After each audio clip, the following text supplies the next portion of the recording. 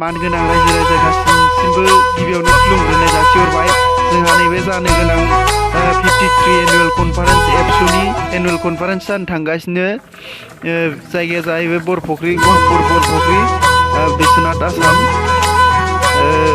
जोंहा नैबेयावहाय माखासे नैबे गेट जाहैबाय गेट ओजोंहाय नैबे नायनो हागोन नोंथांमोना गासिबो नै ओरैजाय ओइथिंजाय जाबाय डेलिगेट पेन्डेल।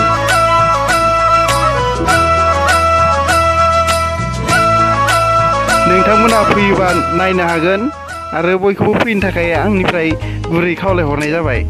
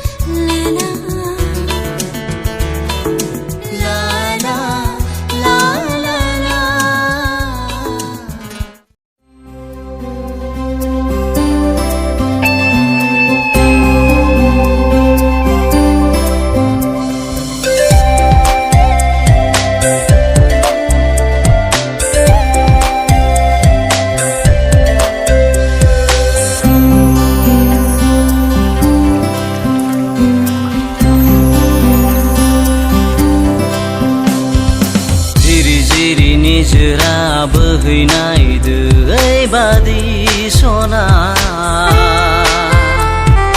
जोंनि मोजां मोनज्लायनाया